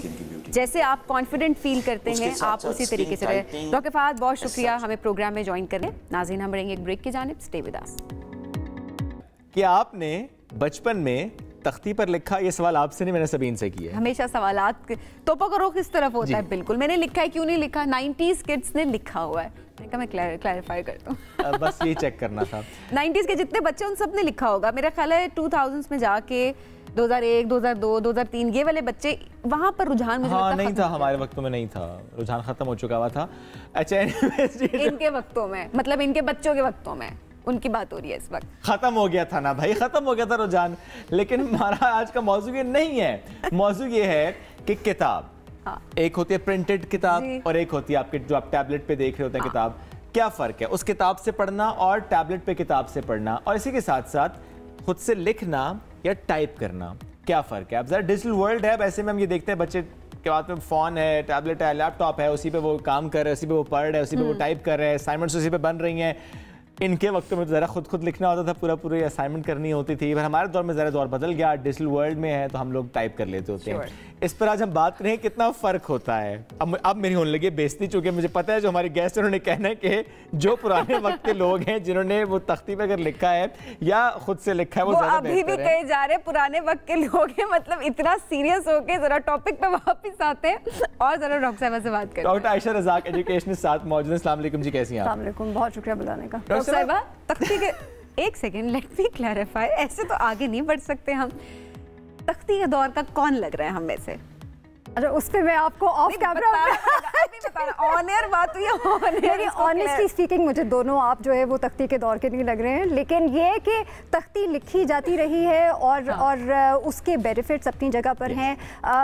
और मैं ज़रा थोड़ा सा पहले ये कह दूं कि देखिए, रीडिंग और राइटिंग दोनों जो स्किल्स हैं ना आपकी, वो इस तरह की हैं कि वो they don't come naturally to you, वो आपको सिखानी पड़ती है अपने दिमाग को। So your brain has to be trained to learn to read and write. उसका मतलब ये है कि आपका ब्रेन का जो हिस्सा इन्वॉल्व होता है जब आप राइटिंग करते हैं या रीडिंग करते हैं, मुख्तलिफ हिस्से ब्रेन के लेफ्ट हेमिस्फीयर के इन्वॉल्व होते हैं। अगर फ़र्ज़ करें आप एक छोटा बच्चा है और उस छोटे बच्चे ने शुरू में लेटर्स को वो एक तरह का उससे फेमिलियर होना सीखना है या उसकी साउंड सीखनी है, उसके लिए एक डिफरेंट हिस्सा इन्वॉल्व होगा। अगर फिर वो वर्ड्स को रिकग्नाइज करना एक डिफरेंट हिस्सा, कॉम्प्रिहेंशन, फ्लुएंसी, ठीक है। अब ये चीज़ें सारी आपकी ब्रेन की एक्टिविटी से लिंक्ड हैं। रिसर्च ये कहती है कि जो बच्चे पेपर पेंसिल और पेपर बुक से पढ़ना और लिखना सीखते हैं, उनके अंदर ये brain activity is much more enhanced than kids जो कि डिजिटल स्क्रीन से सीखते हैं। अच्छा, वैसे टू बी वेरी ऑनेस्ट, एक पर्सपेक्टिव अगर रखें, ठीक है, मैंने लिखा क्योंकि उस टाइम पर टैबलेट्स का, कंप्यूटर का, इन चीज़ों का रुझान इतना ज़्यादा नहीं था, उस वक्त नहीं था, और जाहिर है इस तरह से हम सीख के बड़े बने। आज के बच्चे की अगर बात करें, मैं अगर वोकैबुलरी की भी बात करती हूँ, आज के बच्चे की वोकैबुलरी, उसकी सोच, उसकी जहानत, ठीक है, और उसका जो नॉलेज है वो मुझसे ज़्यादा है। अब ये दो डिफरेंट पर्सपेक्टिव हैं। देखें, मैं अगर आज के बच्चे के साथ बैठती हूँ, मैं इस चीज़ को एडमिट करती हूँ कि जो इस वक्त की हमारी जनरेशन है वो हमसे ज़्यादा लाइक भी है, उसकी वोकैबुलरी भी हमसे ज़्यादा अच्छी है। देखिए, मेरे ख्याल में थोड़ा सा फ़र्क है। एक तो ये कि जिस तरह अगर हम फ़र्ज़ करें एक छोटे बच्चे की बात करते हैं, 3 से 4 साल की उम्र का बच्चा है जिसने अभी शुरू में, आपको पता है 3 से 4 साल के सब बच्चों को पढ़ना अभी उस तरह से नहीं आता, वो लिखना भी, लेटर्स लिखना सीख रहे होते हैं, बेसिक चीज़ें सीख रहे होते हैं। तो उसके अंदर जो लैंग्वेज एक्विजिशन है, रिसर्च बहुत मौजूद है इस वक्त जो आजकल के दौर के बच्चों के ऊपर की गई है, और उससे ये नज़र आता है कि जो बच्चे बुक से पढ़ते हैं उनके साथ कोई अडल्ट टीचर या पेरेंट इन्वॉल्व होता है जो उनको गाइडेड प्रोसेस के थ्रू, जैसे स्टोरी टेलिंग होती है, अच्छा ये पढ़ के बताया अब तुम्हारे ख्याल में आगे क्या होगा, ये कैरेक्टर क्या बोलेगा, तो ये कम्युनिकेशन हो रही होती है। उसकी वजह से लैंग्वेज एक्विजिशन बेहतर होती है, उसकी वजह से कॉम्प्रिहेंशन बेहतर होती है, क्योंकि आपका ब्रेन का, जो मैं कह रही थी कि जो हिस्से एक्साइट होने होते हैं या एक्टिवेट होने होते हैं, वो ज़्यादा होते हैं इस एक्टिविटी के थ्रू। अब ये कि एक दफ़ा अगर आप बेसिक सीख जाते हैं और उसके बाद आप जाते हैं इंटरनेट पे या अदर डिवाइसेस, आप इंफॉर्मेशन ज़्यादा एक्वायर करना शुरू कर देते हैं, दैट्स अ डिफरेंट थिंग। लेकिन उसके लिए जो आपको बेसिक्स चाहिए, कि लर्निंग एबिलिटी चाहिए, कॉम्प्रिहेंशन की स्किल्स चाहिए, वो बहरहाल एक डिफरेंट चीज़ है, और उसको एक्वायर करने के लिए आपको पहले जो एक तरीका है वो चीज़ें सीखने का, सही, वो सीखना है। और वो रिसर्च ये आपकी कहती है कि अगर आप वो पेपर पे करें, लिखाई सीखें, या अगर आप पेपर बुक से पढ़ें तो वो ज़्यादा बेहतर है। इसके अंदर सिर्फ छोटे बच्चों की बात नहीं है, कई स्टडीज़ हैं जो ये कहती हैं कि आप 8 से 10 साल के बच्चों की उम्र बात करें या 15 साल की उम्र के बच्चों की बात करें, तो ना सिर्फ उनकी रीडिंग कॉम्प्रिहेंशन, यानी कि लार्ज जो चंक्स होते हैं ऑफ टेक्स्ट, उनको पढ़ के समझना, उनके लिए वो ज़्यादा बेहतर परफॉर्म करते हैं, बल्कि रीडिंग का शौक़ ज़्यादा होता है उन्हें। तो देखिए, इंटरनेट पे ब्राउजिंग करना, इन्फॉर्मेशन अपनी पसंद के टॉपिक्स के ऊपर एक्वायर करना इज़ समथिंग डिफरेंट, लेकिन वैसे रीडिंग एबिलिटी और उसकी बेसिस के ऊपर फिर आपकी कॉम्प्रिहेंशन और अंडरस्टैंडिंग की स्किल्स, आपकी फ्लुएंसी, ये सब कुछ, आपकी क्रिएटिव प्रोसेस कितना बेहतर होता है, that's a very different set of skill. ये जो अगर बच्चा छोटा है उस वक्त ये बहुत अहम है कि वो किताब से पढ़े और लिखे, लेकिन जब वो सीख जाए तो फिर दैट्स फाइन कि वो फिर टैबलेट यूज। कॉम्प्रिहेंशन अभी भी वो कहते हैं, मैं as old as 15 years old, 20 years old, comprehension skills. अच्छा, उसमें देखें एक फ़र्क ये भी है, कुछ चीज़ें ऐसी होती हैं जिनके लिए मैं बिल्कुल ये नहीं कह रही कि आप ऐप्स को या डिजिटल टूल्स को इस्तेमाल ना करें। कुछ चीज़ें जिसमें रेपिटेशन इन्वॉल्व होती है, जैसे बच्चे को फॉर एग्जांपल लेटर की साउंड सिखानी है, बड़ा रिपीटेटिव एक ड्रिल का प्रोसेस है, तो वो आप ठीक है उसके अंदर एक ह्यूमन इंटरेक्शन ज़रूरी है, लेकिन अगर कोई ऐप ऐसी है जो उस बच्चे को या बच्चे को डिसलेक्सिया है या कुछ इस तरह के इशूज़ हैं, तो AI सपोर्टेड टूल्स उसको हेल्प कर सकते हैं। लेकिन जब हम ज़रा थोड़ा सा ज़्यादा एडवांस्ड लेवल ऑफ रीडिंग और कॉम्प्रिहेंशन और उन चीज़ों पे जाते हैं, देन बुक्स, फिजिकल बुक्स और हाथ से लिखना, और हाथ से जो लिखाई है ना वो आपकी लिटरेसी और आपकी रीडिंग स्किल को भी बेहतर करती है। तो हाथ से लिखना इज नॉट जस्ट कि लिखाई अच्छी होनी है और वो लिखने से सिर्फ ताल्लुक है, उसका पढ़ने से भी ताल्लुक है, मेमोरी से भी ताल्लुक है कि वो कैसे अच्छे तरीके से मेमोराइज कर सकते हैं। पर रिसर्च जो है वो चीज़ें हम रिसर्च की बेस पे सारी बातें करें। डॉक्टर साहब वक्त हमारे पास क्योंकि बहुत कम था, तो आपको बात ऐड करना चाहिए कुछ तो कर लीजिए। नहीं, मेरा देखिए उसमें सिर्फ ये है कि बहुत अच्छी तरह से पेरेंट्स को या टीचर्स को ये पता होना चाहिए कि जो टूल आपने जिस वक्त इस्तेमाल करना है, जिस काम के लिए इस्तेमाल करना है, ये चीज़ आपको पता नहीं होनी चाहिए। कई जगहों पर शायद कंप्यूटर आपको हेल्प करेगा, कई जगहों पर फिजिकल बुक आपको बिल्कुल ठीक है, दोनों के अपने अपने फायदे हैं। बहुत डॉक्टर साहब ब्रेक लेते हैं, वापस आते हैं, साथ रहिए। टेक्नोलॉजी का दौर है, इससे पहले भी हम जिस तरह से बात कर रहे थे कि टेक्नोलॉजी को अब आपको उसके साथ चलना पड़ेगा, आप उसको बिल्कुल निकाल भी नहीं सकते अपनी ज़िंदगी से, लेकिन आप कंप्लीटली उस पर डिपेंडेंट भी नहीं हो सकते। और स्पेशली अगर बच्चों का मामला है, क्योंकि आजकल बच्चों को होमवर्क भी देखें तो वो भी शोएब उस पर आ रहा होता है, व्हाट्सएप पे आ रहा है। टेक्नोलॉजी कहीं ना कहीं, आप कंप्यूटर क्लासेस होती हैं प्रॉपर, इंटरनेट के थ्रू आप सीख रहे होते हैं, तो आप ऑब्वियसली इसको निकाल नहीं सकते, लेकिन आप इसको कंट्रोल कर सकते हैं। क्योंकि बच्चों के मामले में अगर वो टेक्नोलॉजी आपके बच्चे के हाथ में है तो आप टेक्नोलॉजी पर ट्रस्ट नहीं कर सकते। तो क्या करें, वो पेरेंट्स क्या करें, आज इस मौजू पर हम गुफ्तगू करेंगे। हमें cyber security expert Usama Khilji ने ज्वाइन किया। उसामा, बहुत शुक्रिया आपने ज्वाइन किया। उसामा, ज़ाहिर है बच्चों के हाथ में मोबाइल फ़ोन है, अब ऐसे में कैसे इस पर चेक रखा जाए कि बच्चे उसी कंटेंट को एक्सेस करें जो कि उन्हें करना चाहिए, वो एज के हिसाब से हो, ये कैसे किया जा सकता है? जरा आसान करके पेरेंट्स को गाइड कीजिएगा। जी देखें, इसमें काफ़ी आपकी फैसिलिटीज़ मौजूद है टेक्नोलॉजी के अंदर ही। तो मिसाल के तौर पे YouTube पे एक चिल्ड्रंस वर्जन होता है अंडर एज, तो इसमें 13 साल से कम उम्र के जो बच्चे हैं तो वो YouTube किड्स इस्तेमाल करते हैं, जिसमें सिर्फ बच्चों से रिलेटेड जो कंटेंट है वही होता है। तो वालिदैन को चाहिए कि उसको एक्टिवेट करें और उसी का इस्तेमाल करें जो बच्चे इस्तेमाल करते हैं। इसी तरह फेसबुक पे मैसेंजर फॉर किड्स है, जिसमें ये होता है कि जो वालिदैन है उनका एक्सेस होता है बच्चों के मैसेंजर पे कि वो किसके साथ क्या बातें कर रहे हैं। तो इस तरह जो है आप वो कर सकते हैं। दूसरा नेटफ्लिक्स है, तो उसमें भी फिर बच्चों का एक वर्जन होता है, तो उसमें वो पासवर्ड पिन से आप कंट्रोल कर सकते हैं कि वो क्या एक्सेस कर रहे हैं। तो ये कुछ इकदाम है। इसके अलावा आप ऐसा करें कि बच्चों को कोशिश करें कि कंप्यूटर या टैबलेट हो जो आपके सामने ही वो इस्तेमाल कर रहे हो, अकेले में अपने कमरे में ना इस्तेमाल करें जब तक वो 13-14 साल के ना हो जाए। और इसके अलावा आपने ये सुपरविजन ही करनी है, और इसी से ही जो है आपकी वो बेहतरी आएगी। क्योंकि अगर आप बच्चों को रोकेंगे टेक्नोलॉजी इस्तेमाल करने से, फिर वो छुप छुप के जो है इस्तेमाल करेंगे। तो इसमें इम्पोर्टेंट बात यह है कि आप ट्रस्ट बिल्ड करें बच्चों के साथ, बजाय ये कि उन पे आप वो पनिशमेंट का वो पूरा डाल दें ताकि वो फिर रिपेल करना ना शुरू कर दें। ज़ाहिर है वो दोस्तों के साथ निकलेंगे, अगर आप घर में कंट्रोल नहीं करें तो उनको अवेयरनेस देना भी बड़ा ज़रूरी है। अच्छा उसामा, इसमें ऑनलाइन गेम्स का भी बड़ा किरदार है। वो तो बच्चे, पेरेंट्स ये कहते हैं बच्चा गेम खेल रहा है, इसमें मेरा बच्चा तो गेम ही खेल रहा है, इसमें ऐसी क्या बात है। और वो ज़ाहिर है बच्चे हैंड्स फ्री लगा के भी खेल रहे होते हैं गेम, और कमरे में भी, और पेरेंट्स की उस तरह से चैट्स भी होती हैं, तो सुपरविजन तो उस तरह से नहीं हो पा रही होती। इस हवाले से क्या करना चाहिए? जी बिल्कुल, मेरे ख्याल से गेम्स में ही सबसे ज़्यादा मसाइल आते हैं, क्योंकि आपको नहीं मालूम आप किसके साथ खेल रहे हैं और क्या बातें हो रही हैं, क्या कुछ हो रहा है। तो उसमें सबसे पहले तो आपने देखना है कि गेम्स की भी रेटिंग्स होती है, और अक्सर मैंने देखा है बच्चे 12, 13, 14 साल के होते हैं, वो ऐसी गेमें खेल रहे होते हैं जिनकी रेटिंग 18 होती है। या तो कम उम्र बच्चे होंगे, 10 साल के होंगे, वो 13 साल वाली रेटिंग की गेम खेल रहे होते हैं। तो इसको भी देखना है बच्चों के लिए कि क्या आपके बच्चे ऐसे गेम तो नहीं खेल रहे जिनकी रेटिंग ही जो है उनकी एज से ज्यादा है। ये सबसे बड़ा फैक्टर आता है। फिर दूसरा, उसमें भी आपने सुपरविजन जरूर करनी है। आप ये ना करें कि अच्छा अभी मुझे बच्चे तंग कर रहे हैं तो मैं गेम दे के उन्हें कमरे में बंद कर दूं। दैट इज बैड पेरेंटिंग, क्योंकि आप जो है अपनी रिस्पॉन्सिबिलिटी एक टेक्नोलॉजी पे डाल रहे हैं, बजाय ठीक है वो बाहर खेल रहे हैं, घर में कुछ खेल रहे हैं, फिजिकल एक्टिविटी कर लें, स्पोर्ट कर लें। लेकिन हमारे माशरे में खासकर ये एक ट्रेंड बन चुका है कि हम बस मोबाइल फोन या टैबलेट बच्चों के हवाले करके जान छुड़ा देते हैं, और मेरे ख्याल से उसमें जो है बहुत ज्यादा मसाइल आते हैं। exactly. और इसके अलावा फिर आपने ये भी देखना है कि स्क्रीन टाइम जो है वो बच्चों की सेहत के लिए, आंखों के लिए, माइंड के लिए और अटेंशन के लिए भी अच्छा नहीं है। तो दिन में 1 घंटा ज्यादा से ज्यादा 2 घंटा यही से एक सवाल जो कि मेरा ख्याल है सारे पेरेंट्स भी इससे रिलेट कर सकते होंगे और हमारे टीनेजर्स भी कर सकते होंगे।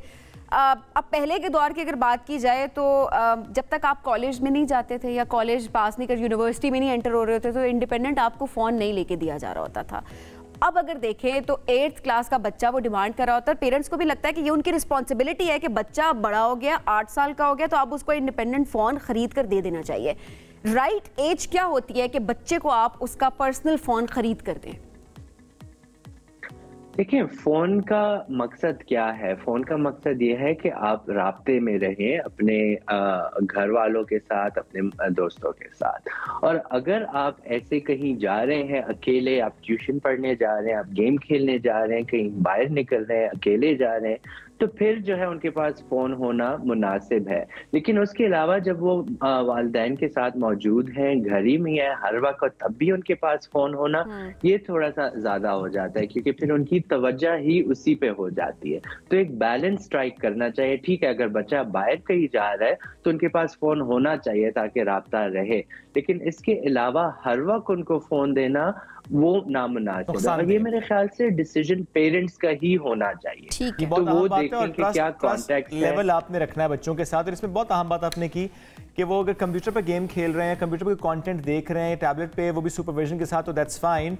लेकिन अगर आपने फ़ोन देकर उन्हें एक कमरे में बिठा दिया है, चूँकि आपने फ़ोन उनको दिया है, अब उसमें अगर यूट्यूब किड्स है ज़ाहिर दूसरा वर्जन भी होगा, उसमें अगर नेटफ्लिक्स का आप जिस तरह बता रहे हैं कि किड्स वाला मामला, लेकिन ज़ाहिर है उसमें दूसरा एक्सेस भी होगा कंटेंट का। इसमें एक मामला और है जो गड़बड़ करता है, वो चाहे फेसबुक हो, चाहे इंस्टाग्राम हो, चाहे टिकटॉक हो, रील्स। अब बच्चा अगर एक रील देख रहा है, वो ज़रा ऊपर जाएगा, अब नेक्स्ट रील में क्या कंटेंट होगा आपको नहीं पता। बच्चा ठकाठक ऊपर किए चले जा रहा है और वो कंटेंट कंज्यूम कर रहा है जो कि उसके लिए नहीं है। क्या ऐसे कंटेंट को रोका जा सकता है ऐसे फीचर्स इंस्टॉल करके?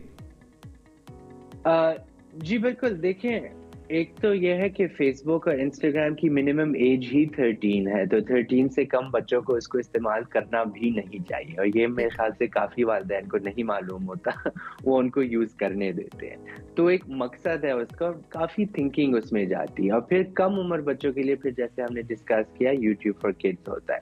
लेकिन अगर आपने उनको देना ही है टैबलेट या फ़ोन, तो उसमें आप फिर सिर्फ किड्स वर्जन रखें, दूसरा वर्जन उस पर ना हो। और दूसरा, आप एप्लीकेशंस को पासवर्ड प्रोटेक्ट भी कर सकते हैं कई फोन में टेक्नोलॉजी इस्तेमाल करके। तो मिसाल के तौर पे आप व्हाट्सएप को सिर्फ फेशियल आईडी या पिन कोड के जरिए लॉक कर सकते हैं। इसी तरह दीगर एप्स को भी इसी तरह लॉक कर सकते हैं। तो इस तरह के लॉक्स आप लगा सकते हैं अपने डिवाइसेस में, ताकि बच्चे जिन ऐप आप उनको देना चाहते हैं कि वो इस्तेमाल करें वही करें, और उसके अलावा और ऐप्स के अंदर फिर जाना ना शुरू करें। और ये एक बड़ा चैलेंज होता है, स्पेशली अगर हम गांव देहात की बात करें या उन पेरेंट्स की बात करें जो इतने फ्रेंडली नहीं होते गैजेट्स के साथ, तो उनको नहीं मालूम होता कि कैसे किसी भी ऐप पर पासवर्ड लगाना। ज़रा ये एक बड़ा चैलेंज है, इसको भी हमें एड्रेस करने की जरूरत है। उसामा, बहुत शुक्रिया, साथ मौजूद थे, हमसे गुफ्तगू कर रहे थे। बहुत अहम तमाम पेरेंट्स के लिए कि जो बच्चों को एक्सेस देते हैं मोबाइल फ़ोन का, टैबलेट का, लैपटॉप का, तो सुपरविजन में होना चाहिए। आपको मालूम होना चाहिए कि आपका बच्चा क्या कॉन्टेंट कंज्यूम कर रहा है। नाज़रीन, वक्त ख़त्म हो गया, दोबारा मुलाकात कल करेंगे। ख्याल रखिए, अल्लाह हाफ़िज़।